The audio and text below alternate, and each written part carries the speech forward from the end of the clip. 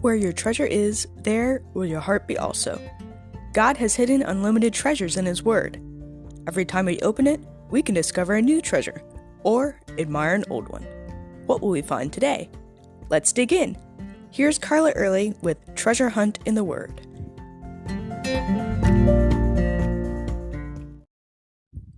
Years ago, I heard someone refer to her mother-in-law as her mother-in-love. I've used that ever since.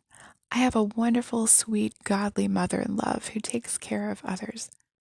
Not only does she care for her husband with Alzheimer's and her 94-year-old mother, but not a week goes by that someone at church doesn't come up to me and say, "I got the sweetest card from your mother-in-law this week."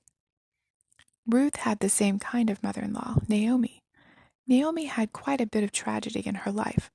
Her family had moved from Judah to Moab during a famine and stayed so that she was an outsider and a foreigner there.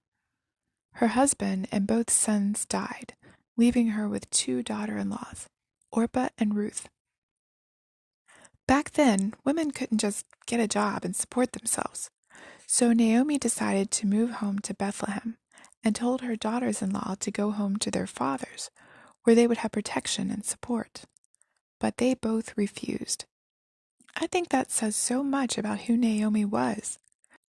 Though she finally talked Orpah into going home, Ruth refused to leave Naomi's side. Her declaration in verses 16 and 17 shows how deep their bond was, and what an influence Naomi had been on Ruth already. Ruth said, "Do not urge me to leave you or to turn back from following you. For where you go, I will go, and where you lodge, I will lodge. Your people shall be my people, and your God my God. Where you die, I will die, and there I will be buried. Thus may the Lord do to me and worse, if anything but death parts you and me." This was a long-term commitment. She's not thinking of going back to Moab after Naomi's death, or getting married.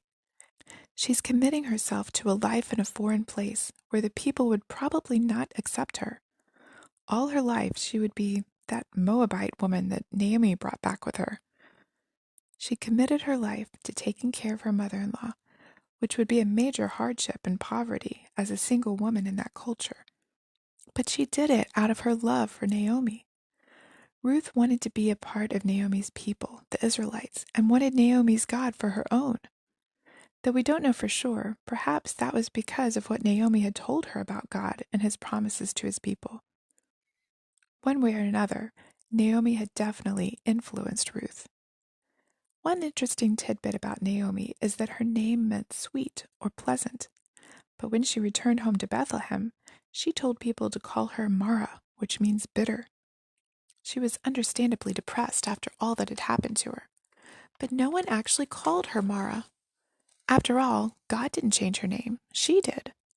And He still had things for her to do, including being a grandma to Obed and a great-great-grandma to King David, not to mention being in the ancestry of the Messiah.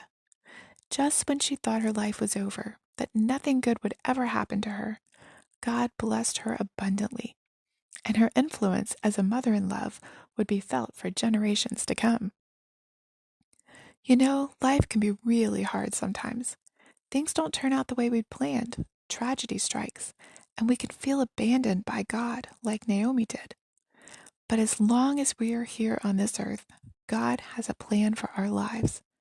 Influencing other people is one way God can use us, even in hard times. When we model trust and obedience and love of God during times of trial, that's when others see God most clearly in our lives. Who are you influencing? How do you see God using your trials to touch others? You can contact us at treasurehuntintheword@gmail.com. Also, if you'd like to share a treasure God has given you by doing an episode, please contact us. You can listen to other episodes on our website, which you'll find in the description below. Thanks for listening, and remember, where your treasure is, there will your heart be also.